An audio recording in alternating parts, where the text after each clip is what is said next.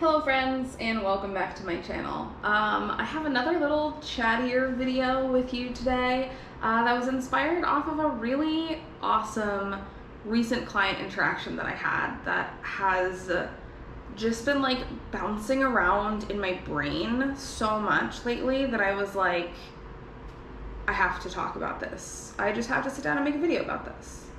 And this client gave me permission to share a little bit about this experience online. So I got to very recently do some more piercings for a client that I've worked on a few times in the past now during some of my guest spots to Seattle. And this time around, they went into this piercing with a very intentional gender affirming goal from it. The first time I worked with them, we just did some ear stuff. The second time I worked with this client, we did a septum piercing, and though they weren't coming in for a gender affirming piercing, it actually ended up being really gender affirming for them. This particular client is very early on and they're transitioning and they are transmasculine, and we spoke quite a bit after I did their septum piercing. They messaged me a few days later and they were like, holy crap, like I'd known I'd wanted this piercing since I was really little, like since I was in high school, and I knew I was gonna really like it on my face, but I had no idea like how much gender affirmation this was gonna give me. Like I was wildly unprepared for like what this was gonna feel like on my face and how good this was gonna make me feel. And that message made my whole day. It made me so excited. We chatted a little bit about it, and then now that I'm here in Seattle full time, they booked with me, and this time we were doing a bridge piercing. And let me tell you what, if you're in Seattle and you're transmasculine and you want a bridge piercing, how are there more of you left? I feel like I've literally so many transmask bridges every time I'm here. But I love doing bridge piercings. I actually find it like a really enjoyable challenge, and I really love the process. So if you're in Seattle and you want your bridge pierced, come see me. I'm still down to do more. But this time we were going for it from a very intentional aspect with this client. We knew we wanted it to be a gender affirming piercing. And I find that in general, bridges can be really gender affirming piercings for a lot of different clients for a lot of different reasons. But very specifically when I'm talking about like trans men and transmasculine clients, a lot of the changes that happen when you take testosterone and HRT as far as like body fat recomposition and recomposition of the face is that the eyes can kind of sink back into the orbital socket a little bit. The face kind of widens, that jaw becomes more defined, but also that brow ridge becomes more defined. It becomes a little bit more shelfy. We hold a little bit more subcutaneous fat in the tissue here. There's that thickening of the skin that kind of makes the brows more pronounced, and then obviously you get hair growth with testosterone, so the eyebrows get darker and fuller. All of these things kind of combine to create this much more defined looking brow ridge over time when we're on HRT, and I think that's one of the more masculinizing effects that this can have for people's face. And so when we're doing a bridge piercing, we're really accentuating that portion of the face. We're accentuating that already kind of shelfier, more protrusive brow ridge. And I think that's why a lot of transmasculine folks find bridges to be such empowering piercings and so gender affirming, because we are kind of drawing attention to this very particular part of their face that is also very much impacted by these hormonal changes, by these bodily changes, to have a more masculine effect. And we did the piercing. Client got up and looked in the mirror, loved it, super excited about it. We kind of like joked back and forth a little bit about the process and how it compared to their other piercings. And I noticed they just kind of kept coming back to the mirror and looking at it and looking at it and getting quieter and quieter until I turned around from cleaning up my setup and they were just kind of crying in the mirror. And I of course was like, oh my gosh, like, are you okay? Is everything okay? Like, are you happy with it? Like, what's going on? And they were like, no, like these are really good tears. Like, I am just deeply overwhelmed by how much this piercing is impacting me, and I feel like this is Like I'm looking in the mirror and seeing myself as a man for the first time. Even though I've been on HRT for 6 months, even though I've started to have some of these bodily changes, even though I've cut my hair and I've been dressing certain ways, there's something about like this moment right here, looking in the mirror with this fresh bitch piercing, is the first time I've looked in the mirror and thought, that is a man, with my whole heart. And I'm a sympathy crier, so of course I started crying. I am trying not to cry right now, sitting here and filming this video, because it was really, really emotional, and just talking about it is really emotional. But there is something to be said, and why I wanted to make this video is because when we go into a piercing with the intentionality of doing something gender affirming and everything that comes along with it, it can be so unbelievably powerful and just so like literally life-changing for some people. And this is not to say that if you get a piercing and it ends up being very gender affirming for you, that that's not also like a super empowering and life-changing moment. It absolutely can be. But when we go into this with that intentionality, when the client is already in that headspace of, I'm gonna get this piercing, it's gonna be really gender affirming for me, here are like the things that I'm looking to get out of it, here's how I feel like it's gonna affirm my gender. When they relay that to their piercer and we can go into that with that same intentionality, I can say, okay, like our goal is really masculinizing the face with this piercing. Our goal is creating this specific sensation. And I can really approach placement and marking and everything very thoughtfully from the perspective of those very specific gender affirming goals. And more importantly, when both of us can come together, piercer and client, and have some emotional vulnerability surrounding this topic, and instead of just doing my normal like, how long you been wanting this piercing? Like, what else are you doing today? Like, how's your other stuff healing spiel?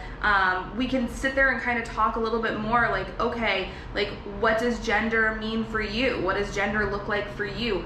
What is the effect that you're hoping to achieve with these piercings? What does gender presentation look like for you? How can I help make this piercing as affirming as possible? Also, just sharing in that experience with someone who gets it, who understands, where you're not sitting there trying to explain this like weird amorphous concept of what gender is to you to a cisgender person who's just kind of like smiling and nodding and like, yeah, cool. To have someone really get it and really understand on that deeper level. And sometimes, you know, I can share my own experiences with gender affirming body piercings. I can share with consent experiences other clients have had. I can relate to the client and just, you know, there's all sorts of different ways to hold space and support someone through this experience. And I know, even just on like another level, how important that can be, seeking out queer hairstylists. I have not really felt like my haircuts were super gender affirming despite going in looking for those goals until I worked with my first queer hairstylist, and it was like a life-changing experience. I've loved my hair ever since. That's how I have this like cute little mullet now that I have clipped up, but I can wear it and it looks really short and boyish, and I love that. And I can wear it down and long and do like the man bun. I can wear it like full beach waves and go super femme.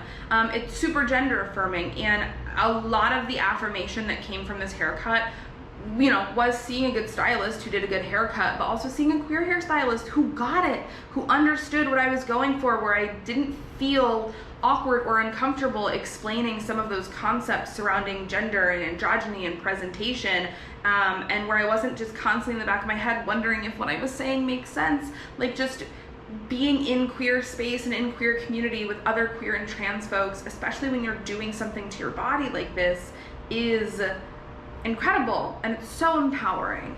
And I'd like to think that there is another level to that too when we talk about piercing, because we are using a needle, we are breaking the skin. There is oftentimes blood, and there is, specifically for trans clients, a ritual in that when we think about taking our T shots, taking our estrogen shots, taking these medications that are allowing us to transition, getting our surgeries. Like, for trans folks, there is this alchemy of flesh and blood and metal that is occurring on a regular basis when you're medically transitioning, and you end up having to build this relationship between your body and these things that you're doing to help you through your transition, giving yourself these shots, taking your medications, getting surgeries, recovering from surgeries.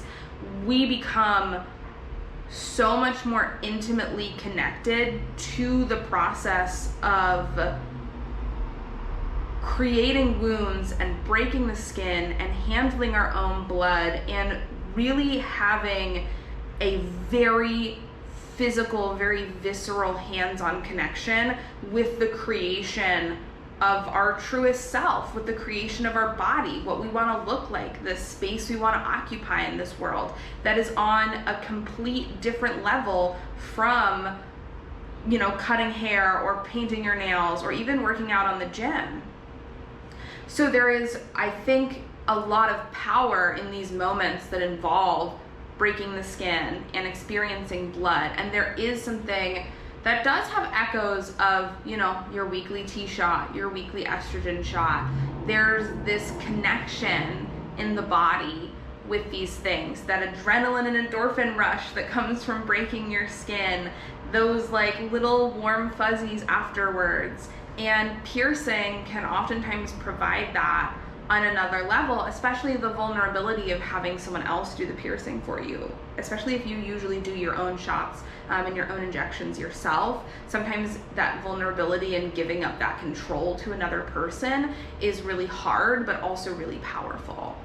And when we go into these experiences from this place of intentionality, and we are not just setting out to do a good piercing, we're not just setting out to do an affirming piercing or a piercing that looks good, we're tying all of these things together with this lived trans and queer experience, with all of these other things that we go through in our day-to-day life, we really create magic. And it is so empowering, and it is so uplifting. And that first really intentional gender affirming modification, be it a tattoo, be it a piercing, you know, even your really first gender affirming haircut to a lesser degree, it hits so different, and it is so magical. And I am so humbled and honored to be a part of that experience for so many people so often. But I also really wanted to come on here and talk about this a little bit, because I don't think it's talked about enough. I don't think we talk enough about this vulnerability and this magic that's happening in these spaces. And I think we just kind of assume it's understood. And then I have so many people who pass through my doors and pass through my piercing room who end up really overwhelmed in these situations with a lot of emotions they weren't expecting or weren't prepared for being brought up, and a lot of big feelings during the piercing, but also after the piercing, the same day, the next day, the following few days. And you know, a lot of times these emotions are good, sometimes it's a mixed bag, sometimes it's really overwhelming. And I just kind of wanted to come on here and chat about how incredible these experiences are, how moving they are, how much they mean to me, and how precious they are to me, but also how normal they are, and remind folks that it's totally okay and normal and natural to have these big emotional responses to getting certain piercings or certain tattoos and certain body modifications, and that these things might bring up a lot of really big feelings for you. But also to kind of put out the idea that maybe this is something that will work for you. You know, if you are early on in your transition, if you're late in your transition, if you're just looking for something different when it comes to affirmation or presentation, and you want something that is more intentional, almost even a more spiritual experience, that working within queer community on very intentional gender affirming work is there, and it's an option, and it might be that thing that makes it click in your brain and lets you have that moment where you look in the mirror and go, holy shit, that's me. I've made me, I've sculpted me out of flesh and bone and hair and ink and metal, and I've created the person that I want to be, that I am supposed to be, and I am actively creating this person, and I have a concrete hand in my own creation. And oh, it's just so magical. It makes me so happy. It makes me so emotional.